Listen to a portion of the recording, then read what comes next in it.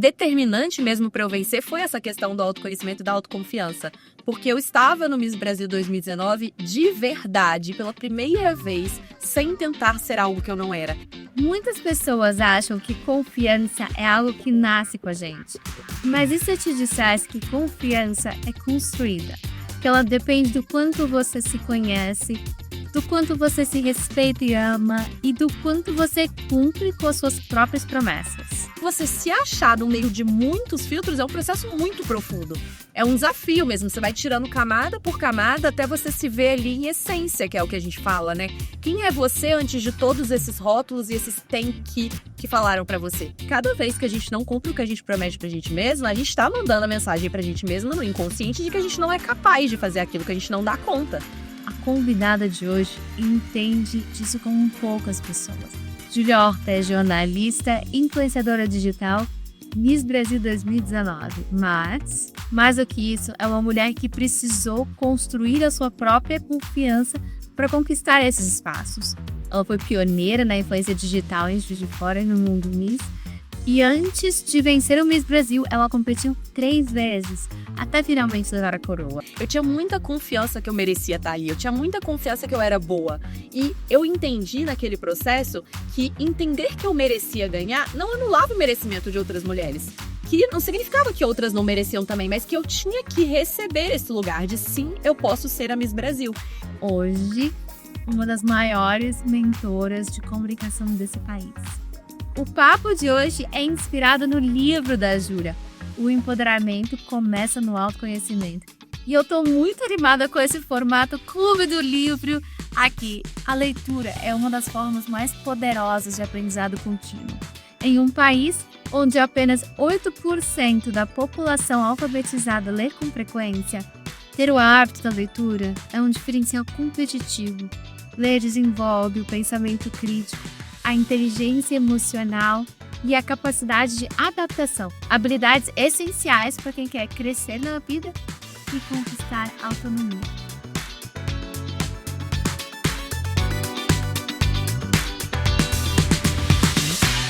Esse episódio está simplesmente fenomenal. Júlia Horta, seja muito bem-vinda à Autonomia Podcast. Que honra te ver aqui. Júlia Horta, que alegria ter você aqui. Ju, seja bem-vinda à Autonomia. Eu tô muito feliz também, que bom que deu certo esse papo. Gente, Júlia acabou de pousar em São Paulo e veio do aeroporto com a linha dela direto pra cá. E aí eu amei que o quê? Eu cheguei e já fiquei super confortável, entendeu? É isso. A gente tá pensando aqui se podcast vai trocar de nome pra Pod Pantetas. É que a autonomia é muito bom, senão até valeria a pena. Não, autonomia é muito grande. E, olha, hoje a gente tem um episódio super especial, que é o primeiro episódio estilo Clube do Livro da Autonomia, que a gente está trazendo o livro Empoderamento Começa no Autoconhecimento, da Júlia Horta, e falar sobre grandes aprendizados. E tem nesse livro, aliás, 2 inscritos aqui do canal. A gente vai escolher 2 comentários aqui do episódio para poder presentear com livros autografados que ela Ju. Sim, vou escrever uma dedicatória super especial. Maravilhoso. Ju, autonomia nasceu exatamente dessa busca por compartilhar com mulheres mais sobre autoconhecimento, o autocuidado e o autodesenvolvimento, para que a gente possa ter mais autoestima, mais autoconfiança e principalmente para que a gente possa ter mais autonomia na vida. E a autonomia é para a gente ir longe, a gente precisa saber para onde a gente está indo. E eu acho que isso começa com o autoconhecimento. E aí, o primeiro capítulo é: você confia em quem não se conhece. Qual a importância dessa busca de autoconhecimento para poder criar essa confiança dentro de si? E qual a importância da autoconfiança para aí atingir os objetivos? Já estou começando com burrada.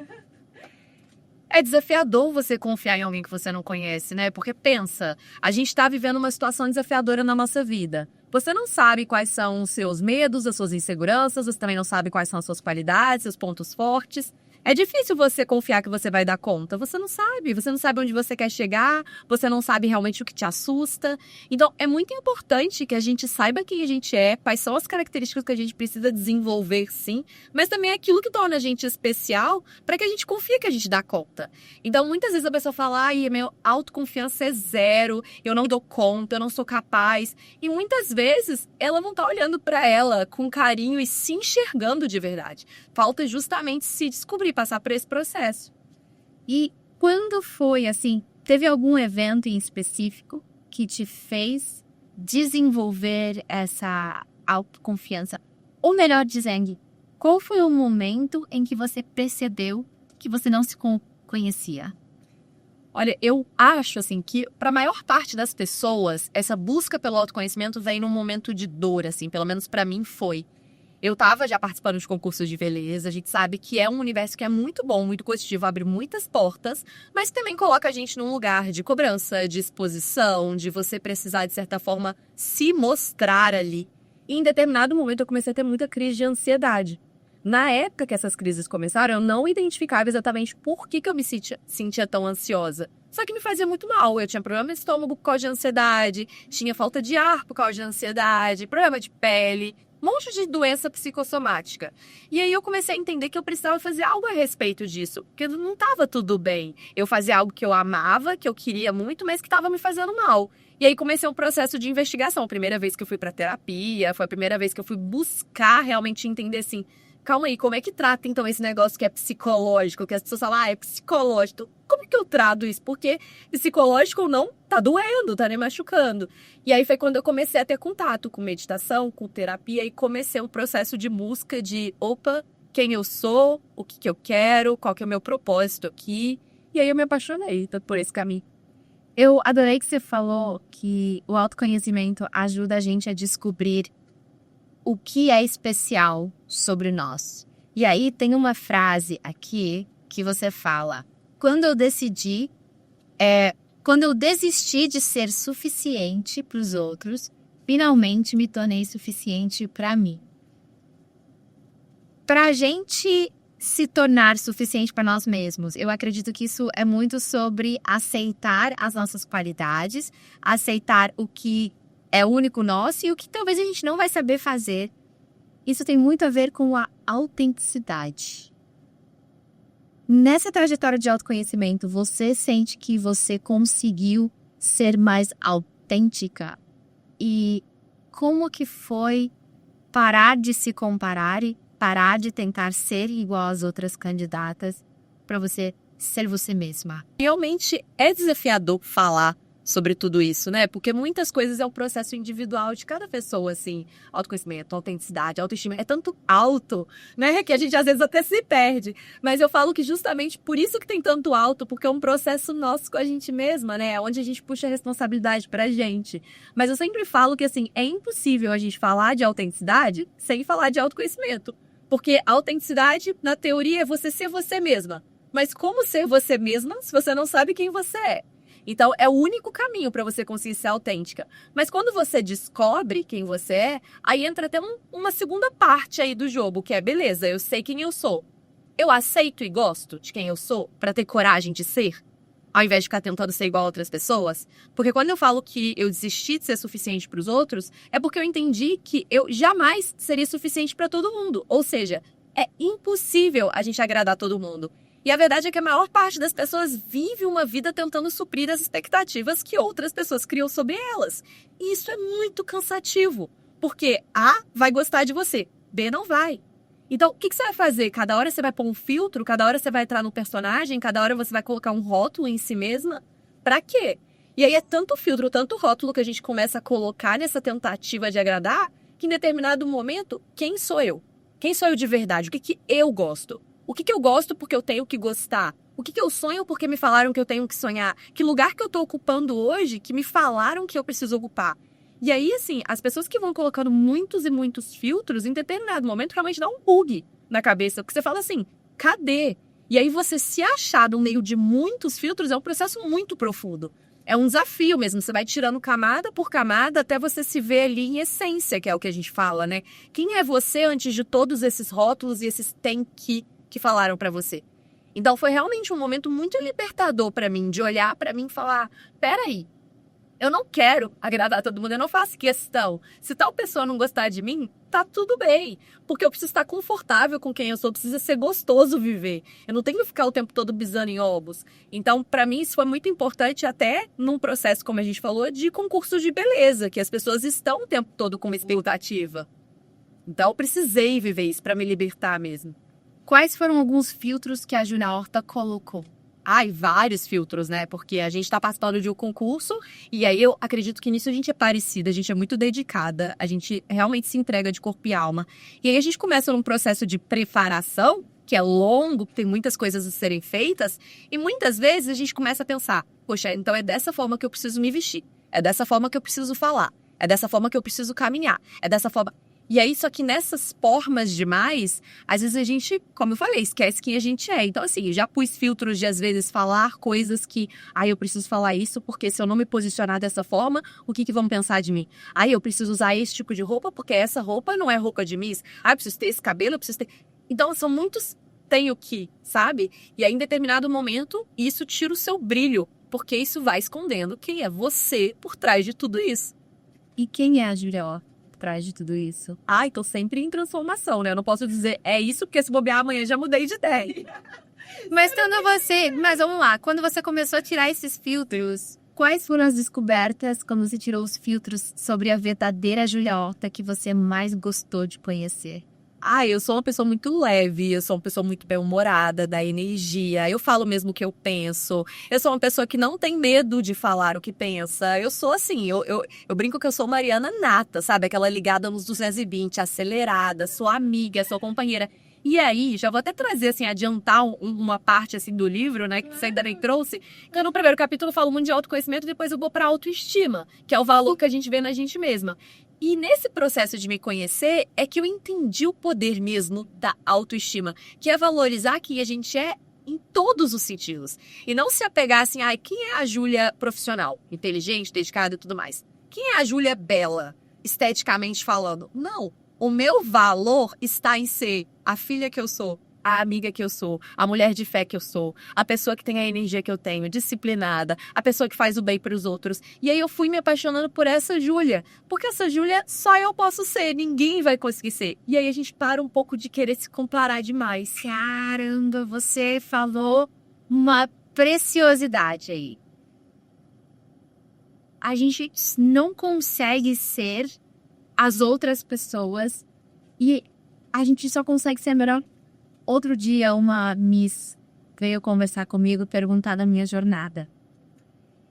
Como que eu me preparei? Aí eu virei para ela e até roubei uma frase de uma outra convidada nossa.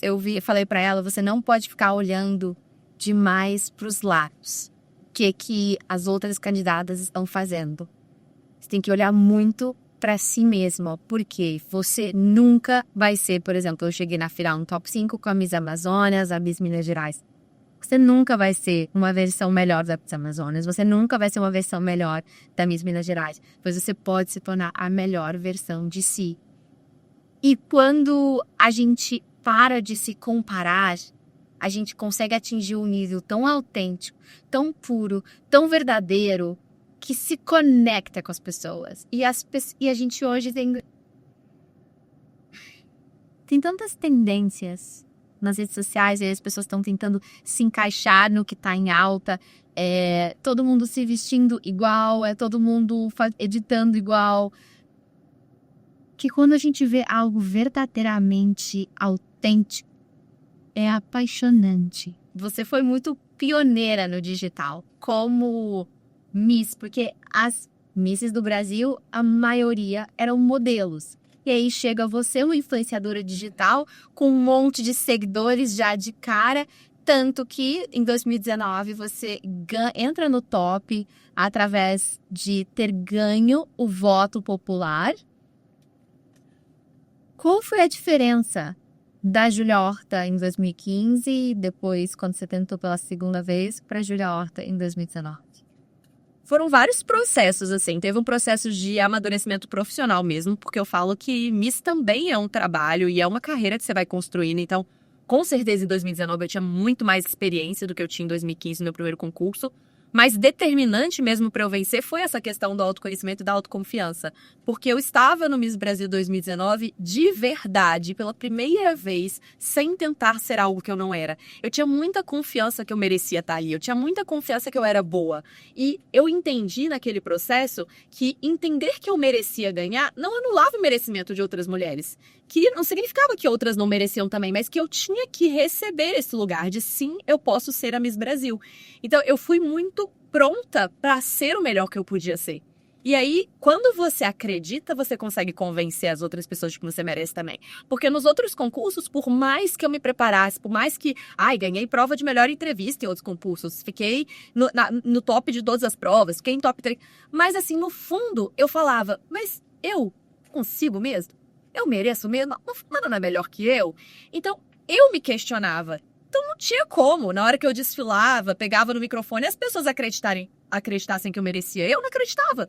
Então, o Miss Brasil 2019 foi o primeiro concurso que eu falei, olha, eu não sei se eu vou ganhar, mas que eu mereço, eu mereço. Foi meio que isso. Que lindo! Quando você chegou no Miss Universo, você conseguiu carregar essa autoconfiança ou abalou um pouquinho? Consegui total. Eu tava lá no Miss Universo e falei, gente, eu vim aqui pra representar o meu país da melhor maneira que for. Se não for pra ser, porque assim, eu também tinha uma consciência muito grande, tanto no Miss Brasil quanto no Miss Universo, que eram mulheres incríveis junto comigo. Então, como eu falei, em nenhum momento eu achava que eu merecia mais que outras, que tava ganho, nem no Miss Brasil, nem no Miss Universo. Mas eu tinha muita clareza de que eu merecia estar ali. Então, quando eu não classifiquei pro top 10 no Miss Universo, parei no top 20, eu fiquei feliz também, porque o tempo todo eu tava assim, gente, eu tô aqui, eu tô num lugar que é meu. E o meu lugar hoje é esse, tá tudo certo. Eu fiz tudo que eu poderia fazer da melhor forma que eu poderia fazer e eu tô satisfeita. Mas o sentimento de gratidão, mesmo não tendo o resultado final que eu esperava, só existia porque eu tava em paz comigo. Você colocou, eu acho, essa fórmula aqui na página 34. Os pensamentos levam os sentimentos que geram ações, que geram os resultados. Como que você conversa consigo mesmo na sua cabeça? Porque para você ter toda essa confiança de subir no palco, eu vou falar que no Miss Brasil eu senti isso. No Miss Universo eu não senti com a mesma intensidade. Como que você conversa consigo mesma para você dominar o seu pensamento, para você então dominar os seus sentimentos e dominar as suas ações? Porque eu acredito nisso. Eu acredito que os nossos pensamentos são a fonte lá atrás dos resultados que a gente tem na vida. E não sei se todo mundo sabe disso. E não sei se todo mundo sabe controlar os pensamentos. Como que você faz isso? Eu acredito que é um trabalho de autoobservação. Autoconhecimento, para mim, é você se observar. Porque, assim, a gente, como eu falei, a gente está em processo de transformação o tempo todo. Então, eu não vou saber quem eu sou hoje e nunca mais precisar investigar, descobrir, entender. Não, eu mudo o tempo todo. Então, não tem um caminho só. Mas você precisa conseguir se olhar e se ouvir e se sentir. E as pessoas, numa rotina agitada, como a maioria vive hoje em dia, muitas vezes não vivem isso. Então, a gente não percebe os nossos pensamentos. E esse é o problema. Muitas vezes a gente é guiada por eles e a gente nem observa que é um pensamento e que não é uma verdade absoluta. Então, tem muitas pessoas vivendo vidas extremamente negativas, pessimistas, de reclamação, e que elas não entendem que isso não é a verdade, que é só a ótica em que elas têm trabalhado a vida toda, enxergado a vida o tempo todo. Então, eu faço muita meditação, eu faço muita escrita terapêutica, que é como se fosse um diário. Você consegue, na meditação, se observar de fora? Para você conseguir olhar os seus pensamentos? Porque, para mim, essa autoanálise dos meus pensamentos começam com uma meditação que eu faço, onde eu imagino fora do meu corpo e eu me olho numa perspectiva terceira mesmo. Legal. Eu não sei se eu consigo fazer isso. Mas o que eu consegui ou não, eu pergunto, tô querendo saber realmente quais são as suas estratégias. Eu nunca fiz essa técnica e gostei, quero tentar, inclusive. Depois eu te conto se eu conseguir. É bem legal e é bem engraçado. Ainda, principalmente quando você... O que eu gosto muitas vezes de fazer é quase criar um conselho. Ah, é legal. Aí eu imagino as pessoas na cadeira. Eu imagino várias pessoas numa cadeira, pessoas com quem eu confio e pessoas que eu admiro. E aí eu me pergunto assim, o que essa pessoa falaria para essa situação? como que essa pessoa iria reagir?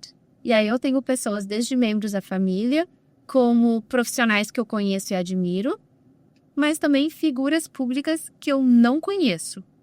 O que ela faria sobre isso? E tantas vezes eu me vejo falando assim, cara, isso não é nada demais. Essa pessoa ia rir de eu dizer que isso é um problema. E é muito bom se olhar nessa... Porque quando você pensa nesse conselho, você consegue olhar a situação como um terceiro vivendo aqui. E você tira essas lentes negativas ou positivas porque você se força a trocar a lente.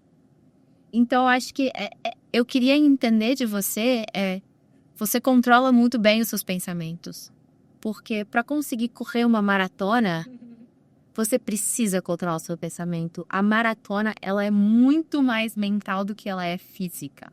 Para quem não sabe, Júlia Horta é uma super corredora, maratonista com resultados extremamente impressionantes.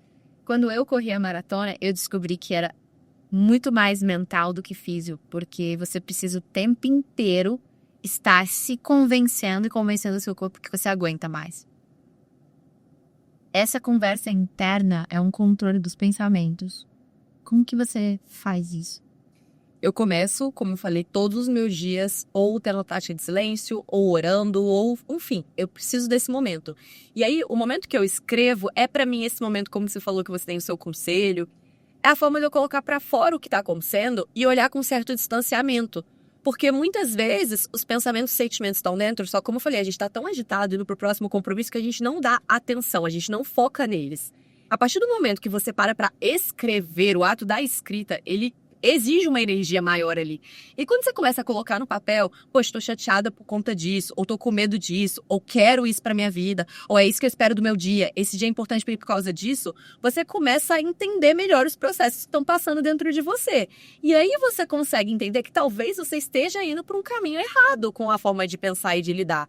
E quando eu tenho principalmente uma angústia, algo que é um desafio, uma decisão a ser tomada, eu sempre tento olhar por todos os pontos de vista daquela situação. Então, assim, eu sempre me pergunto, por exemplo, o que de pior pode acontecer? Uma situação que às vezes eu tô com medo. O que pode dar muito errado aqui? Aí eu penso, tô disposta a lidar? Eu vou lidar se isso acontecer? Tá, mas o que de melhor também pode acontecer? Eu quero isso? Então, por exemplo, você trouxe a maratona. A maratona, a prova, sim, é um grande desafio porque é 42 quilômetros. Mas e o ciclo da maratona? Que você fica ali 3, 4 meses da sua vida abdicando de várias coisas. Aí tem como você pensar por duas óticas. Poxa, é muito difícil, é muito pesaroso, meu Deus do céu. Ou você tem como pensar com um olhar de é um desafio gigante, eu vou sair disso muito mais forte. Então, tudo é a forma como você escolhe ver. E eu sou o tipo de pessoa que eu sempre escolho ver por uma ótica de aprendizado. É difícil às vezes. Tem dias que você tá naquele lugar de, ainda mais mulheres com ciclo hormonal, que é desafiador. Então, assim, tem dias que eu fico, meu Deus, eu só queria deitar em posição fetal e chorar, eu não quero fazer nada. Mas, depois ok, chore, se acolha, faça o que precisa fazer, sente o que precisa sentir, depois tá, beleza. Mas assim, eu quero ficar bem, a vida é maravilhosa, existem outros motivos pra me levantar. Calma aí, como que eu posso olhar de uma forma melhor pra essa situação e resolver? Então, eu acredito que é uma conversa que a gente tem que ter com a gente mesma, sabe? As pessoas, às vezes, não têm esse hábito de se perguntarem, de se compreenderem. E o tempo todo eu tô fazendo isso no dia. Às vezes, vem um pensamento intrusivo, eu não deixo ele ficar. Eu fico tentando entender de onde vem, por que eu tô pensando dessa forma, qual que é o medo por trás, qual que é a insegurança. Então, o tempo todo falando sozinha. Eu sou dessas, entendeu? Sim, você se fala no espelho? Muito no espelho, áudio de WhatsApp, entendeu? Eu me mando vários áudios, eu sou assim. Nossa, eu falo muito comigo no espelho. Eu também falo, e desde pequena, tá? Desde pequena, minha mãe me conta também. E aí, uma vez, meu irmão veio criticar. Aí, minha mãe falou assim, não. O psicólogo falou que isso é muito saudável. Muito bom. Façam isso. Gente, porque conversando, eu tô batendo um papo e às vezes eu consigo chegar a uma decisão. Então, você já leu o livro Milagre da Manhã? Já, maravilhoso. Você praticamente, eu acho que tá cumprindo tudo. Você faz o exercício, você faz a meditação / oração, você escreve páginas matinais. Aliás, eu comecei a fazer isso recentemente, por causa de um livro. Pra mim, isso é o melhor hábito de todos. Chocada. Pra mim, assim, certo? Se você for tirar de casa uma coisa pra você fazer, Tá bom, oração é muito importante, mas assim, escrita. Escreve, se você precisa da oração também de falar com Deus, escreve pra Deus, então, mas escrever é surreal. É surreal. Eu fiquei chocada, que pra mim foi quase como uma terapia. Porque eu tiro tempo pra pensar, mas o pensamento ele é muito rápido. A escrita, você enxerga, ela não só é mais devagar, então você consegue pensar mais sobre aquela ideia, sobre aquela dor, sobre o que você está querendo fazer. Mas ela também, você lendo, vira mais real, que às vezes... E quando você volta depois, meses, que eu não sei há quanto tempo você está escrevendo, mas eu escrevo há 3 anos. E quando eu pego o meu diário de 2 anos atrás e leio o que eu vivi? Como isso é uma pergunta? Você tem um cadeado no seu diário? Pior que não. E pior que eu não tenho muito medo, assim, de alguém pegar e ler. Eu sou bem tranquila. Eu tô usando na minha casa, tem tanta gente. Assim, eu fico numa gavetinha, acho que a pessoa nem vai entender que é um diário, porque não tem cara de diário, sabe? Mas assim, quando eu olho também como que eu vivenciava certas situações na minha vida, como que eu aprendi em determinadas situações, porque muitas vezes a gente vive coisas muito importantes na nossa vida, que transformam a gente, e se a pessoa sentasse aqui, você fizesse uma pergunta, ela não ia lembrar pra te contar, porque depois sim, passa, muitas vezes a gente esquece. Então, eu gosto muito de A gente esquece aqui, mas fica no nosso subconsciente. Exatamente. E influencia todas as decisões que a gente toma. E isso é bom e às vezes perigoso. Uma pausa bem rapidinha para te fazer um convite especial. Caso você ainda não esteja inscrito no canal do YouTube ou seguindo a página do Spotify, aproveite esse momento para dar aquele clique no botão, porque faz toda a diferença. E se você estiver curtindo o episódio, mas se você estiver curtindo mesmo, porque aqui a gente gosta de sincerões, deixa o seu like e um comentário pra gente escutar de você. Agora bora voltar para esse papo incrível que tá rolando com a Júlia Horta. O que foi algo que você descobriu sobre você nessas páginas matinais que você percebeu que era uma crença limitante que você conseguiu desbloquear através dessas páginas? Eu vou ver desafiadora essa, viu? Autoconhecimento, né? Eu não sei se exatamente, assim, uma crença que eu consegui desbloquear através das páginas. Mas eu consegui perceber coisas sobre mim que, na verdade, me fortalecem muito hoje e que eu invisto mais nessas coisas a partir do momento que eu pude reconhecer por essas páginas. Então, em 2022, eu vivi um momento desafiador da minha vida, que eu terminei um relacionamento que era muito longo. E nessa época, o processo para eu terminar esse relacionamento, ele foi muito demorado, assim. Foi mais de 1 ano que eu fiquei fazendo terapia, e aí, assim, era sofrido, porque eu ainda não tinha coragem, eu não queria. Então, assim, foi desafiador demais, e eu sofria. Só que, no caderno de escrita, eu escrevia, Deus, eu gostava de escrever como se eu estivesse falando com Deus. Eu falava, Deus, meu coração tá muito apertado, eu não sei o que fazer, eu não sei no que vai dar, eu tô perdida ainda, eu não sei se eu quero terminar, eu não sei se eu consigo, mas eu sempre escrevia muito assim, mas eu confio muito em Ti. Eu confio muito no seu cuidado comigo. Eu confio muito que se eu for forte e corajosa e eu continuar me desenvolvendo, se eu continuar investindo em mim, no momento certo eu vou saber o que eu tenho que fazer e vai ser leve. Então, eu escrevia isso todos os dias. Eu sempre tinha uma visão muito positiva. E naquela época, escrevendo, não era proposital. Não era assim, deixa eu ser positiva aqui que vai dar tudo certo. Não era. Era simplesmente a forma como eu estava passando por aquilo. E aí, depois que tudo terminou, muito tempo depois eu fui pegar essas páginas, eu falei, gente, eu estava vivendo algo que estava doendo. E eu, em momento nenhum, eu reclamei. Não tinha uma reclamação. Era uma constatação de como eu me sentia. E o tempo todo eu entregando, eu falando, tá tudo bem, uma hora vai ficar tudo bem, e eu vou saber a hora certa. Então, assim, eu falei, gente, essa fé eu nunca quero perder, eu não quero tirar isso de mim, nunca. Porque, com certeza, eu encarei de uma forma muito mais leve aquele momento, mesmo sendo doloroso, porque eu tava muito presente em ser melhor e ter fé. Então, hoje, assim, qualquer coisa na minha vida que começa a entrar num lugar de, nossa, isso aqui tá muito difícil. Eu falo, Júlia, mas você é a pessoa que tem fé. Você é a pessoa que olha para as situações e tenta se manter firme. Isso me ensinou muito. Então, assim, crença, eu vou te falar, não veio nada agora. Pode ser que venha depois. Mas esse aprendizado de como você é uma mulher de fé e me orgulhar disso foi muito especial para mim. Nossa. E você sabe que isso é, de certa forma, afirmações, né? Sim, exato.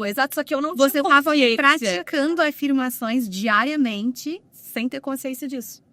Hoje que você tem consciência disso, você tira um momento também para fazer afirmações? Total, todos os dias quando eu escrevo, as primeiras coisas que eu escrevo são sempre gratidão, eu gosto muito, tem algo que um mentor que eu tive na minha vida me ensinou, que é todos os dias acordar e falar, Deus, me surpreende hoje. E aí, em detalhes do dia, você também?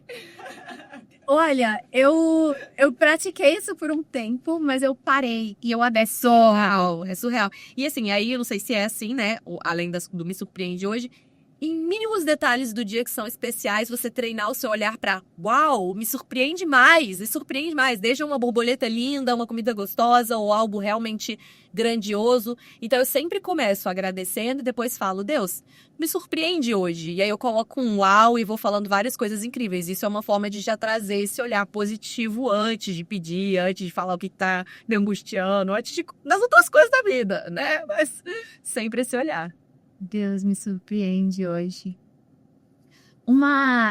Eu aprendi com o Roberto Chinachik, que ele é um grande psicólogo. Ele me ensinou a fazer afirmações, que era algo que eu não sabia. E eu de manhã cedo eu falo, eu sou tal, tal, tal coisa, eu sou tal, tal coisa. E para mim, fazer afirmações era muito difícil. Aí agora eu encontrei uma forma de enganar.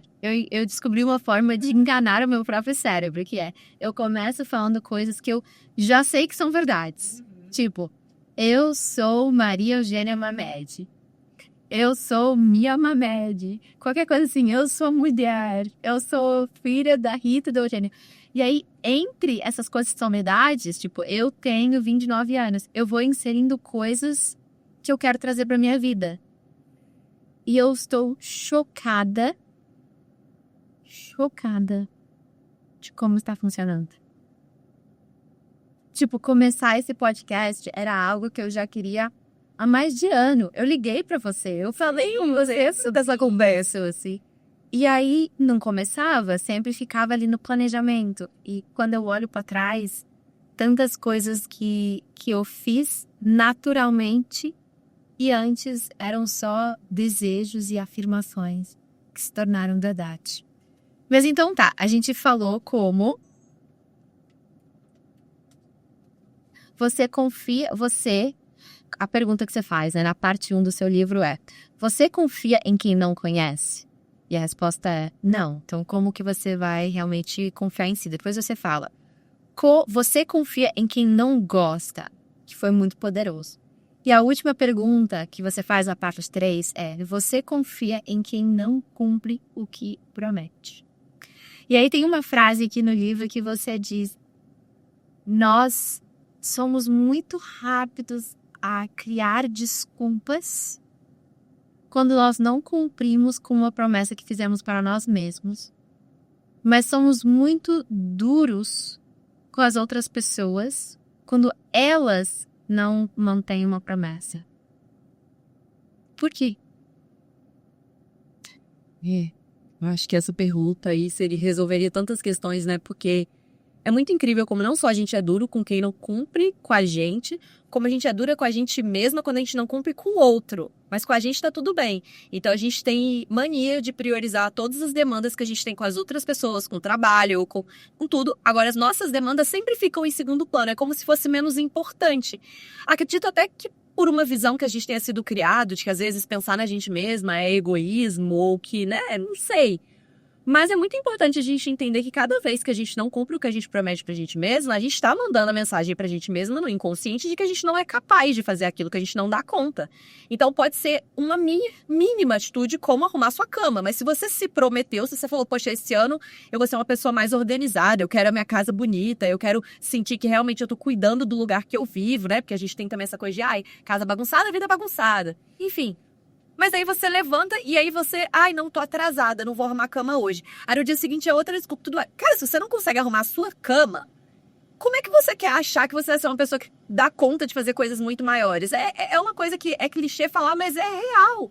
Porque você perde pra você mesma. E eu digo que na vida, pra mim, é o seguinte, a gente não ganha o tempo todo. Então, vai ter dia que eu não vou treinar. Vai ter dia que eu não vou ler o livro que eu tenho que ler. Vai ter dia que eu vou ficar com preguiça. Sim, só que se eu venho de uma sequência de vitórias, se eu tô vencendo mais, se eu sou disciplinada ao ponto de saber que eu sou a pessoa que faz o que precisa ser feito, quando vier uma derrota, eu tô tendo um lugar de acolhimento, tá tudo bem, você não é perfeita, vambora. Você tá em vantagem, né? É igual quando tem jogo de futebol que tem o jogo de ida e o jogo de volta. Se no primeiro jogo você ganhou, tá tudo certo no outro jogo ali se tomar um gol. Agora, se você já começou perdendo o primeiro jogo e você quer começar o outro tomando gol, não vai dar certo. Então, assim, a gente precisa ter mais responsabilidade com aquilo que a gente se promete, não fazer promessas em vão. Então, prometa pra você o que você pode cumprir. Faça pequenas decisões pra sua vida, mas honre essas decisões.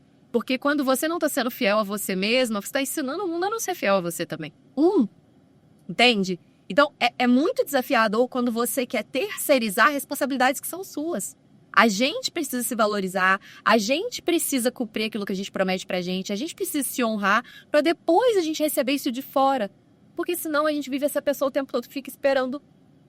E é cansativo, porque muitas vezes não vem. Mas você falou muito sobre esse comprometimento. E aí tem uma frase aqui, ó. Como fazer o grande bem feito se o pequeno ainda está por fazer? Você acha que um dos segredos para criar mais comprometimento com si mesmo é você começar pequeno para que você conquiste pequenas vitórias? E se sim, é assim que você faz resposta do seu prazer?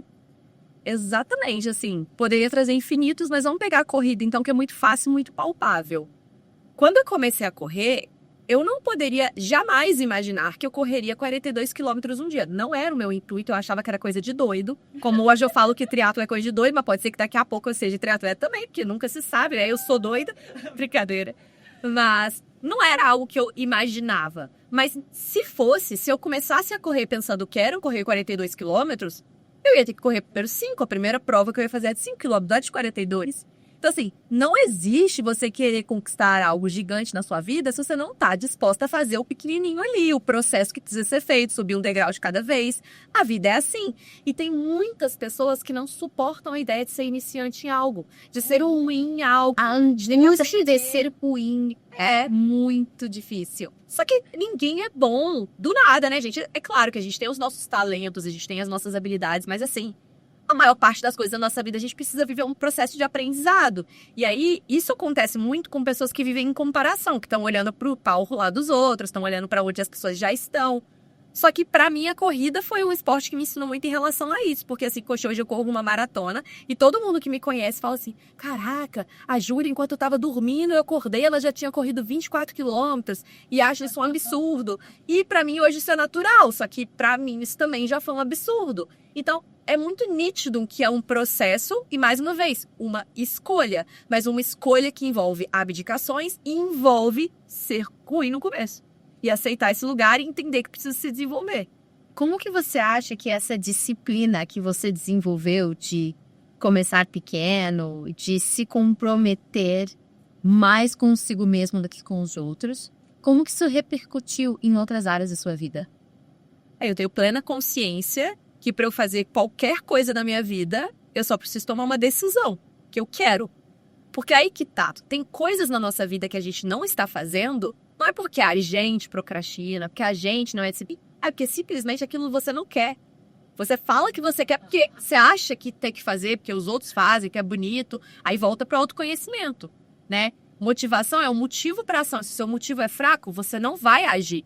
Então, assim, eu quero uma maratona. Por que eu quero uma maratona? O que a maratona representa para mim? Qual que é o sentimento que tem atrás da maratona? Porque não é a maratona, é o que aquilo representa. Se aquilo ali fizer realmente sentido para mim, eu vou acordar às 5 horas da manhã num sábado, eu vou deixar de beber, eu vou deixar de comer uma coisa que eu gosto, eu vou abdicar a saída com as minhas amigas, vou fazer tudo isso, porque o motivo é muito forte. Mas se não tiver, não vai. Aí, beleza, eu tomei a decisão. Aí, meu amor, você tem que entender que é o seguinte: desconforto. O desconforto, ele faz parte. E eu aprendi com a maratona a gostar do desconforto. Isso é muito poderoso. Porque quando você assenta a se colocar nesse lugar que dói, que gera incômodo, que você não é boa, como eu falei, que as pessoas vão criticar, que você não sabe se vai dar certo, isso é muito forte, porque poucas pessoas permanecem nesse lugar. E eu consegui me apaixonar por isso. E aí tem uma frase que eu repito muito hoje, principalmente quando alguém me chama de doida com exercício físico, porque realmente eu sou muito disciplinada com exercício físico, é que eu falo que a força do meu corpo regala a força da minha mente. Não é sobre o meu corpo, não é sobre o físico, é sobre o quanto aquilo ali tá moldando a minha mente. E eu virei apaixonada por isso. Então, assim, eu sei que um lançamento vai dar certo, que eu vou conseguir escrever um livro em 3 meses, que eu vou conseguir fazer tudo o que eu quiser na minha vida, se eu quiser mesmo, se for uma decisão. Você é admirável. Nós somos, amiga. Eu adoro. Teve uma frase aqui do livro que eu já até falei isso pra ela. Quando eu criei o podcast Autonomia, e pra mim o significado de autonomia é isso daqui que você escreve, né? Uma vez eu ouvi algo da minha coach que jamais esqueci. Sua vida acontece de você e não para você. Eu falo um pouquinho diferente, né? Que eu acredito que a vida ela vem de você e não até você. Isso que pra mim significa autonomia. Autonomia é você pegar as rédeas da sua própria vida. Autonomia é para você conseguir chegar mais longe, você precisa saber com muita clareza para onde você quer ir. Porque você tem uma quantidade de quilometragem por dia, por ano. Se você andar para muitas direções, sua autonomia vai acabar e você não vai conseguir chegar aonde você está querendo. Então a vida vem da tua mente primeiro, dessa decisão, que aí os pensamentos, que criam os sentimentos, que criam as ações que vão criar os seus resultados. Pegando aqui o seu livro, você acredita que a autonomia, então, é, primeiro, aprender a confiar em si, a gostar de si e depois a se comprometer? Como que você define autonomia? Com certeza, acredito que você falou tudo. Autonomia é realmente você tá com as rédeas da sua vida na sua mão. Eu falo no livro, né, tá até nessa descrição dele atrás, eu falo muito que a gente não veio no mundo para ser apenas uma espectadora, de ficar vendo a vida passar e interpretando personagens que as pessoas querem que a gente interprete, vivendo uma vida bem sem saber, pra onde eu vou, o que eu gosto, o que eu quero. Bom, a gente veio aqui pra viver uma vida como protagonista, nós somos as protagonistas da nossa história. Então, pra mim, a autonomia, como você falou, é pegar essas rédeas e falar, eu sou protagonista, eu escolho como eu vou viver a minha vida, eu escolho como eu vou lidar com as situações. A gente não controla tudo, porque situações acontecem, existe um mundo externo que não é possível da gente controlar. Mas como eu vou reagir ao que me acontece, eu controlo. Então, para mim, a autonomia é você ter consciência disso. É, de certa forma, autorresponsabilidade mesmo. Você chamar para você. E é muito doloroso chamar para você, porque é muito trabalhoso, né? É uma grande responsabilidade, mas ao mesmo tempo é libertador. Você saber que, poxa, vão ter dias muito duros, vão ter dias dolorosos, porque a vida não é só sobre dias bonitos, não é só sobre essa visão romantizada. Mas, até nos dias dolorosos, eu posso enxergar de uma forma mais leve. Eu posso encarar com fé. E aí eu falo que fé é justamente isso. Não é que não vai acontecer nada de errado com a tua vida. Não é que você vai sempre ser bem-sucedido, que todos os seus projetos vão dar certo. Mas é você confiar que aquilo ali tem um aprendizado. Talvez não seja esse o caminho. Daqui a pouco vão vir dias melhores. Tudo passa. Então, é sobre a ótica que você escolhe viver. Falando de aprendizados, qual foi, então, um aprendizado recente que você teve de autonomia? Olha, pra mim, assim, recentemente mesmo, até colocando uma vulnerabilidade, tô vivendo um momento desafiador na minha vida em determinada área. E eu percebi que Pode compartilhar com essa área?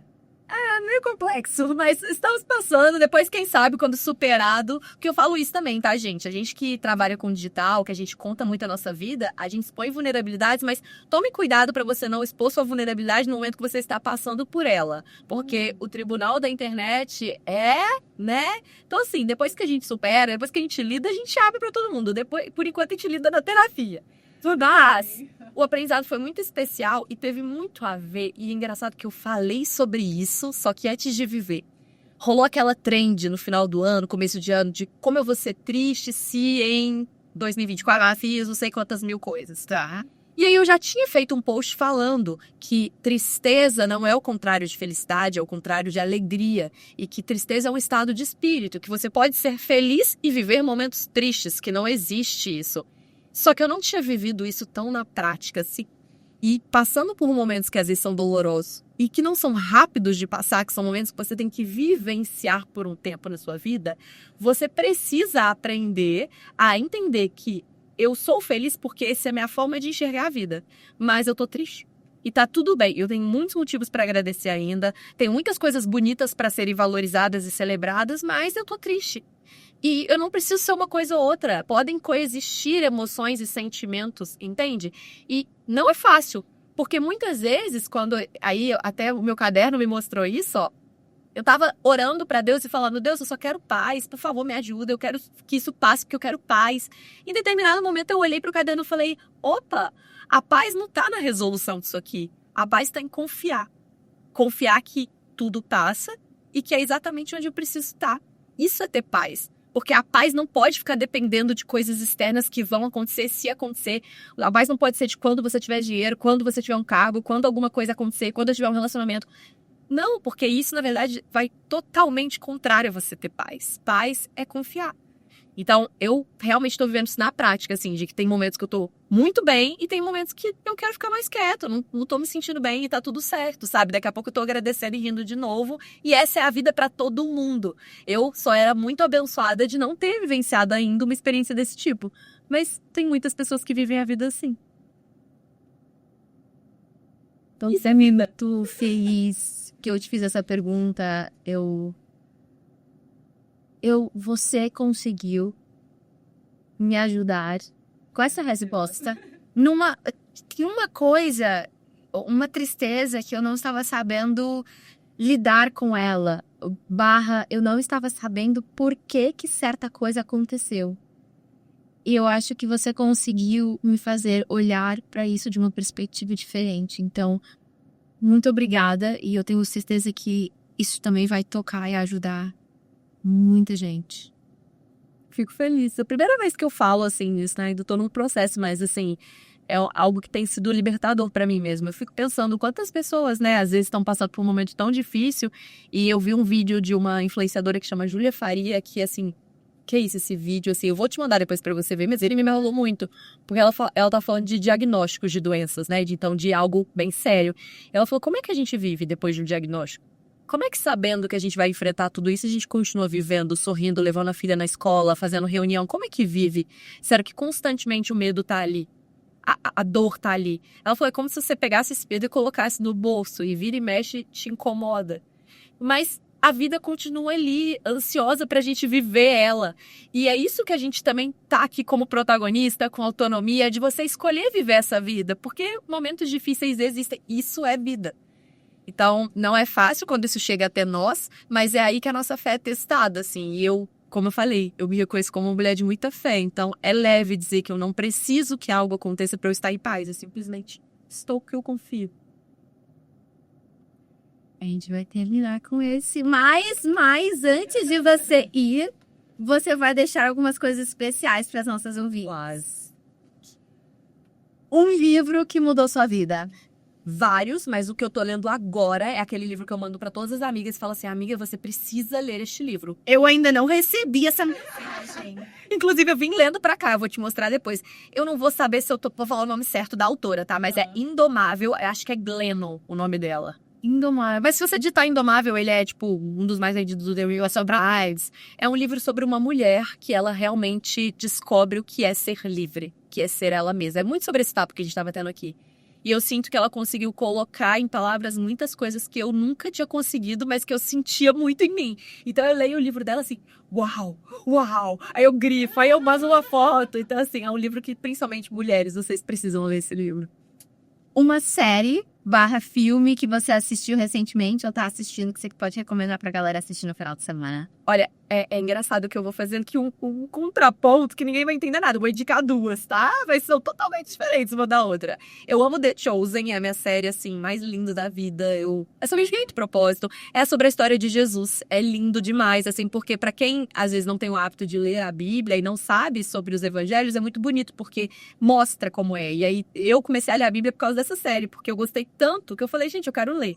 Então, é maravilhosa. Só que aí, uma que vai pro outro lado do negócio, você acredita que eu nunca tinha assistido Sex and the City? Ai, meu Deus!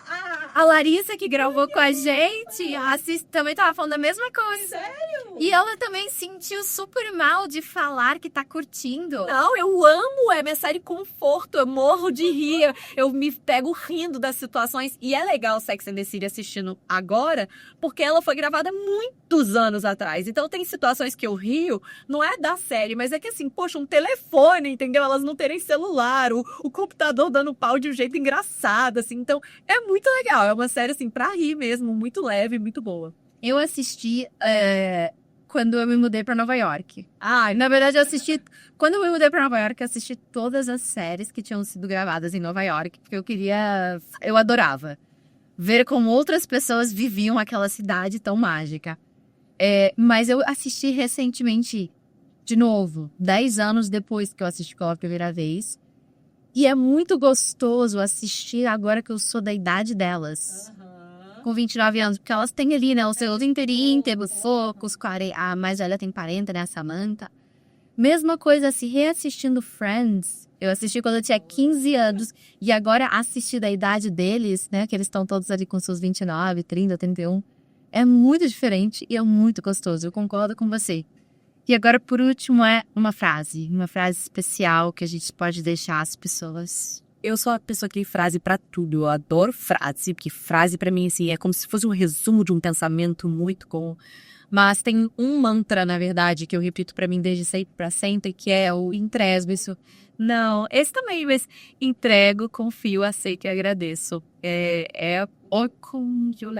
Não é japonês? Não sei, eu usava muito isso na época do Miss, eu falava muito, tanto que virou estampas de camiseta que os meus fãs usavam e tudo mais, mas é algo que realmente, em diferentes fases da minha vida, sempre fez muito sentido pra mim, porque é o que eu acredito, é sobre ter fé, né? É o resumo de ter fé. Entrego, confio, aceito e agradeço. No meio do caminho a gente pode dar uma surtada também, faz parte, mas entrego, confio, aceito e agradeço.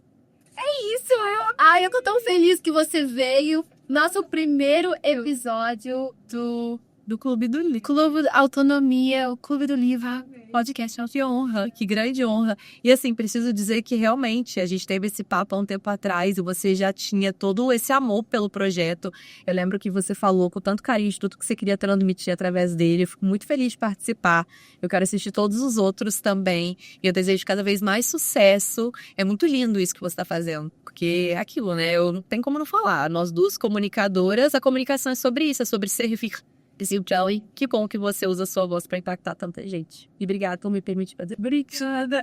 Obrigada por você ter vindo.